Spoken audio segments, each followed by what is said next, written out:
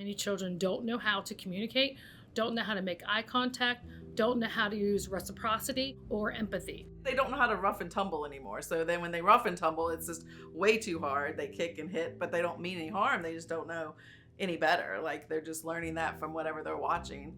And so when they come and try and do it in real life, it's not the same as a video game or a video. Of course. The kids are distracted. Their ability to focus for longer periods of time is not what it used to be. I have seen a profound increase in the anxiety in children. You usually had one student, maybe two in your grade level that had really strong emotional or traumatic experiences that made them behaviorally very difficult. And now you have 1 to 3 per classroom on average. Kids are different now. All of the social media and the technology that the kids are dealing with now are adding to a lot of the social, emotional issues that kids are experiencing. And I think COVID just exacerbated that. The kids come into the classroom now having a hard time managing extended periods of instruction.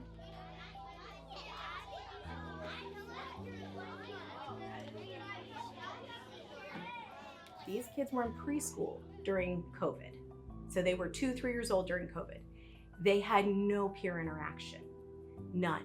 And it really started to show when they started to come into school that they did not have that problem-solving interaction, learning how to talk to somebody, learning how to share, learning how to be kind, learning what it meant to have somebody be unkind to you and how to deal with that. And when we skipped over all that and then 3 years later we put them in school, it was a disaster. After the pandemic, because children were home and they were not able to connect and be able to communicate because so many were just in the homes, on devices, or just not communicating like they do in the schools, we felt like there was a need to start. We're just going to draw how you feel in that first one, okay? All right, so now we're going to move to box number 2. So go ahead and put crayons down, pencils down. We're going to close our eyes and we're going to listen. I did the hardest one, and I'm gonna win it. Yeah, she did. Yep. Yep, yeah. We have to do it. We don't have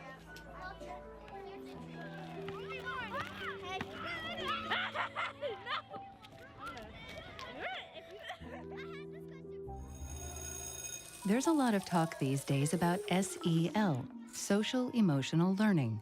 But what exactly is it?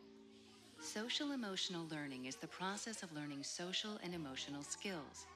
And it's just as important as learning reading or math. Social emotional learning has been around for a lot longer than some think. 1994, Castle developed the social emotional learning standards, and then different states adopted it back in, I want to say 1998.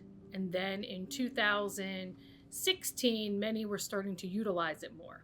However, after the pandemic in 2020, we saw the need that many children were not able to self-regulate, weren't able to emotionally be in charge of their own emotions or feelings when they're at school. So these are not skills that can be taught in a book. They cannot be taught in just one lesson. They are lifelong, and they have to be taught in the moment.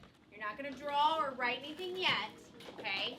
You're just going to listen, and we're going to listen with our eyes closed. So when you start, we'll close our eyes and we're going to listen, and then we're going to draw how that music made us feel, okay?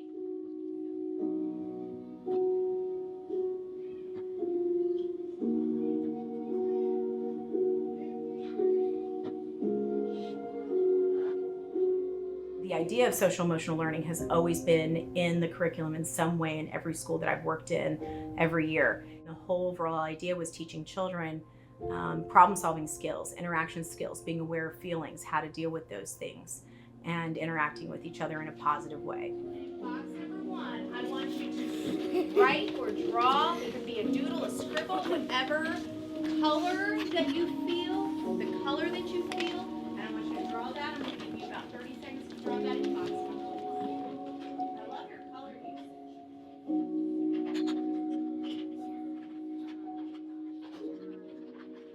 I know when I was growing up, the common motto was, go figure it out. I wasn't equipped with the language to understand what that meant.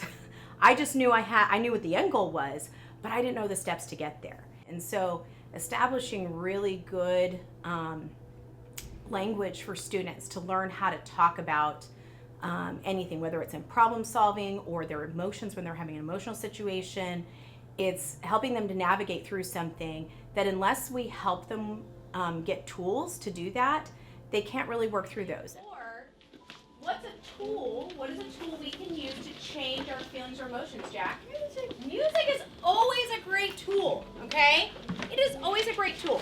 Does Miss McHenry sometimes use music in the classroom to change the mood? Yeah. I do. I use it all the time. I think music is a great tool to help us change our mood, change our feelings. What did you think you got from this? I want you to turn to your group and share what you learned from doing this activity. What did you learn? The most important thing is that the child learns how to talk to the other child and the other child to them. Some kids might be an only child at home. How else are they going to learn it if we're not helping them practice it at school with peers? All right, once you've been checked off, come on down to breakfast. Breakfast should be about done. Well, we've always done social emotional learning, so it's just sort of been named something different. So it just sort of gets put under a different umbrella. So character education, whole child, social emotional is what they call it now. It's all very similar. It's dealing with the children's, mental state, how they're doing emotionally.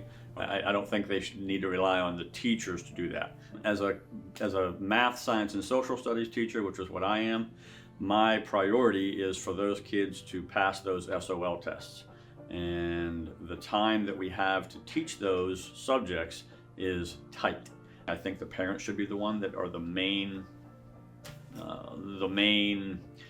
player in addressing and correcting or helping and supporting their kids' social and emotional needs. I'm not trained. I mean, I can help kids with their social emotional health. I've been doing it long enough. I know when a kid comes into my classroom that they're having a bad morning. I can tell by the tone of their voice. I just don't feel like there's enough time in the curriculum to address a lot of the social emotional stuff as an educator. I have many teachers who say, I don't have time to do this. I have a curriculum to follow. I have the Virginia standards and I have to teach that test. And at the end of the day, those scores reflect me. I don't have time to do all this. Yes, they might take a 10-minute block in the morning to do a classroom meeting, but that's going to save you 20 minutes down the road with somebody needing to share something that they want to get off their chest, maybe with somebody else in class or whatever. I think it's just so important because they don't get it anywhere else sometimes. You have to learn it through a curriculum and learn how to apply it and then be able to take it out into the real life situations. And if you think about it, no matter what job you are going to have in life, you are going to have to work and integrate with other people. And if you don't start practicing that in a positive way at a very young age, it's going to be much harder to do that when you get to being an adult. If you don't have interpersonal skills to be able to get along with people and tolerate people that maybe you don't like, you're always going to get put with people that you don't get along with. But you have to learn tolerance, kindness, and how to get along with those people.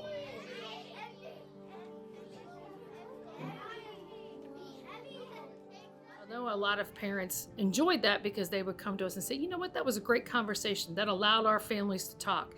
That allowed the kids to express or use their imagination. But then it also would, prompt them to be problem solvers and think about things. And then also talking with others allowed that communication skills to be building. Because if you don't teach those students how to talk with each other, if you don't teach those students how to look at paperwork, if you don't teach the students that they need to take their time or have compassion when helping others, they're going to struggle. If we don't start looking at humans and learning from humans and being more proactive and understanding the human race and understanding each other, then humans will fail. Because without a human, there's not much more we can do. What time? Okay.